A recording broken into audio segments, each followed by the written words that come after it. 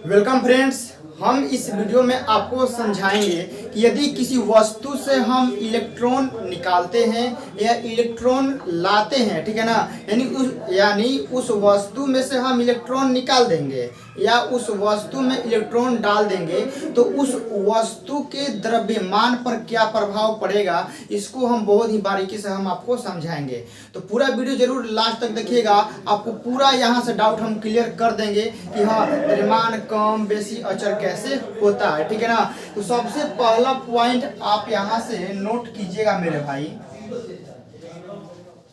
ठीक है, नोट कीजिएगा कि इलेक्ट्रॉन की कमी से, ठीक है ना, इलेक्ट्रॉन की कमी से वस्तु धनावेशित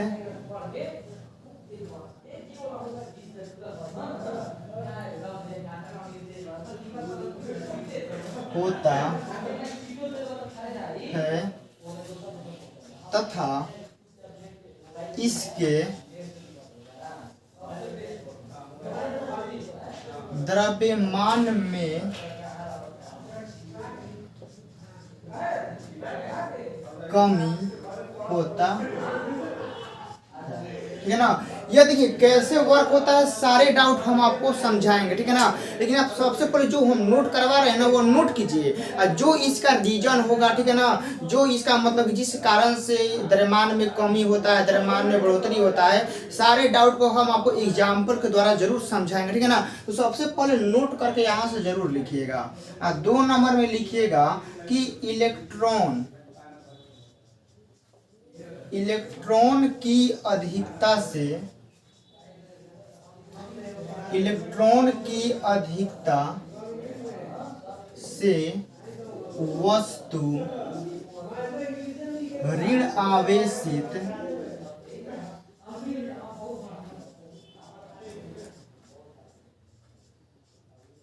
होता है तथा इसके द्रव्यमान में वृद्धि, ठीक है ना, द्रव्यमान में वृद्धि होती है, ठीक है। तो अब जो हमने नोट आपको लिखवाया है उस नोट का रीजन क्या है समझते हैं। पहला में क्या हमें लिखवाया है कि इलेक्ट्रॉन की कमी से वस्तु धनावेशित होती है, ठीक है ना। यहाँ से सबसे पहला एग्जाम्पल हम लेते हैं और एग्जाम्पल से क्लियर करते चलते हैं। यदि कोई वस्तु है, ठीक है ना, इस वस्तु में से हम इलेक्ट्रॉन निकाल के फेंक देते हैं, ठीक है ना, इलेक्ट्रॉन, इस वस्तु में से हम इलेक्ट्रॉन निकाल के फेंक देते हैं तो इलेक्ट्रॉन की कमी हो जाता है, और इलेक्ट्रॉन की कमी हो जाता है तो बढ़ोतरी किसका होगा वस्तु में, प्रोटॉन का। तो पूरे वस्तु पे जो राज करेगा वो कौन सा राज करेगा, प्रोटॉन। तो प्रोटॉन क्या होता है, प्लस। तो जो यह वस्तु है आपका क्या हो जाएगा, धन आवेशित हो जाएगा। यह तो बात क्लियर है। लेकिन अब आपका डाउट यहाँ से चालू होता है कि इसके द्रव्यमान में कमी होता है। आखिर कहाँ से होता है समझिए कि इलेक्ट्रॉन, देखिए इलेक्ट्रॉन जो कण है इसका अपना द्रव्यमान भी होता है। मानते हैं कि द्रव्यमान बहुत कम होता है, लेकिन होता है ना 9.1 गुना 10 के पावर -31 kg इलेक्ट्रॉन का द्रव्यमान होता है। यह आप लोग भी जानते हैं, हम भी जानते हैं। तो जब इस वस्तु में से इलेक्ट्रॉन निकालिएगा तो वह अपना द्रव्यमान भी तो लेकर जाएगा। जैसे एक क्लास में मानते हैं, एक क्लास में, यह क्लास है, ठीक है ना, इसमें 60 स्टूडेंट, ठीक है ना, 60 स्टूडेंट्स बैठे हैं।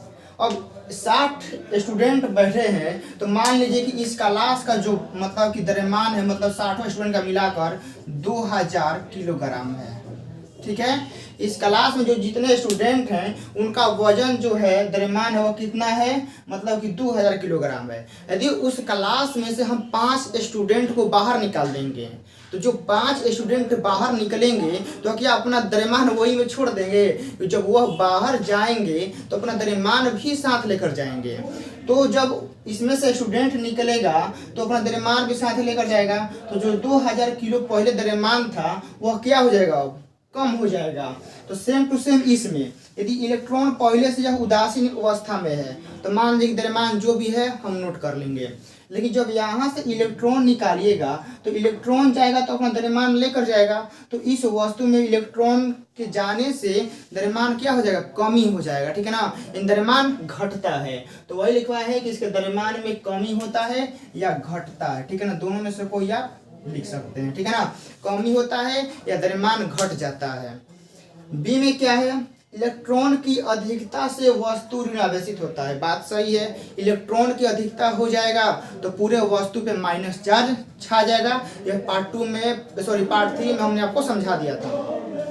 अब आपका डाउट यहाँ से कि इसके द्रव्यमान में वृद्धि होता है कैसे, ठीक है ना, द्रव्यमान में वृद्धि कैसे होता है समझिए कि यदि इस वस्तु में आप इलेक्ट्रॉन ला के डाल देते हैं, इस वस्तु में आप क्या करते हैं कि इलेक्ट्रॉन ला के डाल देते हैं, तो डालने से क्या होगा कि पहले द्रव्यमान मान लीजिए कि कुछ था, अब ला के डाले हैं तो इसका द्रव्यमान क्या होगा, अपने आप बढ़ जाएगा, ठीक है ना। ऐसे इस क्लास में 60 स्टूडेंट्स हैं तो पूरा द्रव्यमान 2000 किलोग्राम काउंट हो रहा है, ठीक है ना, यानी इतना मतलब कि मेजरमेंट किया जा रहा है। यदि हम इसमें से बाहर से कहीं और 5 स्टूडेंट लाकर इसमें बैठा देंगे तो क्या यह जो द्रव्यमान है वो बढ़ेगा, नहीं, 100% बढ़ेगा। यानी इलेक्ट्रॉन या इधर से कोई वस्तु मतलब कोई स्टूडेंट लाकर इसमें रख देंगे तो द्रव्यमान क्या होगा, बढ़ जाएगा। तो सेम टू सेम इसमें है कि यदि कोई इलेक्ट्रॉन हम ला के डालते हैं तो इसका जो द्रव्यमान होगा वो क्या होगा, बढ़ जाएगा, लेकिन इस वस्तु पे भी क्या हो जाएगा, माइनस चार्ज छा जाएगा।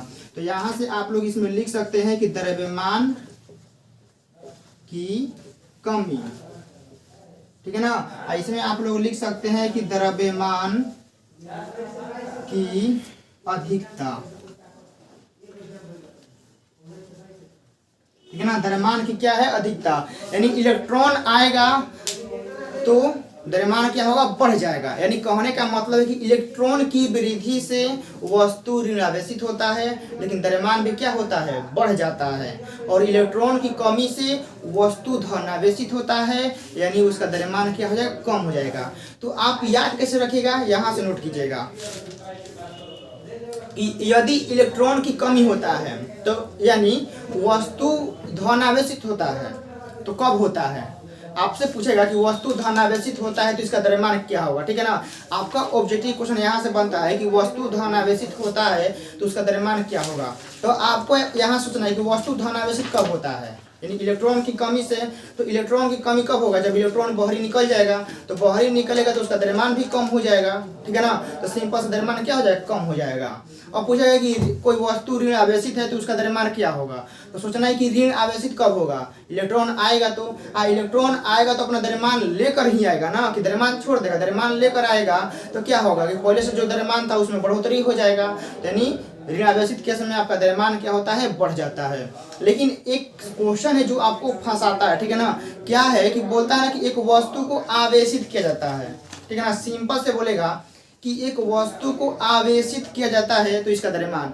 अब आवेशित का मतलब देखिए खोला नहीं है यहाँ पे कि वस्तु को प्लस किए मतलब कि धनावेशित किया गया है कि माइनस, आप समझ रहे हैं ना। वस्तु को सिर्फ बोला है आवेशित, आवेशित मतलब आप न प्लस कर सकते हैं न माइनस, कन्फर्म डाटा नहीं है हमारे पास कि वस्तु धनावेशित है कि ऋणावेशित है, कुछ जानकारी नहीं है। तो जब जानकारी नहीं है तो यहाँ से केस दो बनेगा, या तो प्लस हो सकता है नहीं तो माइनस, मतलब कोई वस्तु दो ही तरह से होता है, या तो धनावेशित होगा नहीं तो ऋणावेशित होगा। यदि आवेशित बोला है तो उस केस में क्या होगा कि हमारे पास जो कंफर्म डाटा नहीं है तो उस केस में हम कहीं द्रव्यमान घट भी सकता है, द्रव्यमान बढ़ भी सकता है, ठीक है ना। तो क्वेश्चन लिखवा कर आपको समझा देते हैं, तो आप प्लीज इसको नोट कीजिए और चलते हैं उसी क्वेश्चन पर। अब देखिए हमने क्वेश्चन आपके स्क्रीन पर हमने लिख दिया है, यानी जिस तरह से क्वेश्चन आपके एग्जाम में बन सकते हैं हमने तीनों क्वेश्चन को आपके बोर्ड पर लिख दिया है। देखिए पहला क्वेश्चन क्या है कि एक वस्तु को धनावेशित किया जाता है तो द्रव्यमान, एक वस्तु को ऋण आवेशित किया जाता है तो द्रव्यमान, एक वस्तु को आवेशित किया जाता है तो द्रव्यमान, यानी तीनों टाइप का क्वेश्चन हमने लिख दिया है। तो आइए समझते हैं। एक वस्तु को धनावेशित किया जाता है तो हमने अभी बताया कि वस्तु धनावेशित है, इसका मतलब कि इलेक्ट्रॉन की कमी है, और जब इलेक्ट्रॉन की कमी हो जाएगा तो द्रव्यमान का भी कमी हो जाएगा। यानी यहाँ लिख देंगे हम लोग कमी, नहीं तो क्या लिखेंगे, कमी या घटता है। ठीक है ना, घटता है। दूसरा में क्या है, एक वस्तु को ऋण आवेशित किया जाता है।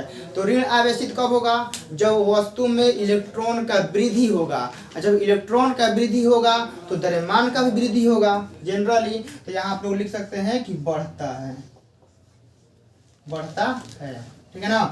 अब 3 नंबर में जो क्वेश्चन हमने लिखा है वह आपके 2018 में पूछा गया था कि एक वस्तु को आवेशित किया जाता है तो द्रव्यमान। तो कुछ लोग यहाँ से मतलब कि आंसर क्लिक कर दिए थे कि घटता है बढ़ता है, लेकिन आप यहाँ से बोलिए कि आवेशित का मतलब आप लोग ना प्लस कह सकते हैं ना माइनस, दोनों में से कोई एक हो सकता है, या तो प्लस होगा और नहीं तो क्या होगा, माइनस। ठीक है ना। आवेशित का मतलब आप प्लस मत समझिएगा, आवेशित का मतलब माइनस मत समझिएगा। ठीक है ना। कोई कन्फर्मेशन यहाँ पे नहीं है कि प्लस से होगा कि माइनस से होगा। ठीक है ना, दोनों में से कोई एक हो सकता है। तो प्लस के केस में क्या होगा, घटेगा, माइनस के केस में क्या होगा, बढ़ेगा। तो इस केस में आपका जो द्रव्यमान होगा वह घट सकता है या बढ़ सकता है। ठीक है ना, घट या बढ़ सकता है। ठीक है। तो आप लोग को हमने बता दें कि वस्तु में द्रव्यमान किस तरह घटता है, किस तरह बढ़ता है। अब जो नेक्स्ट वीडियो में हम लोग समझेंगे वह आपका होगा कूलम्ब का नियम। ठीक है ना, कूलम्ब का नियम वहां से समझेंगे और जो उससे रिलेटेड सवाल होंगे उसको हम बहुत आसानी से आपको समझाएंगे। तो मिलते हैं उसी वीडियो में।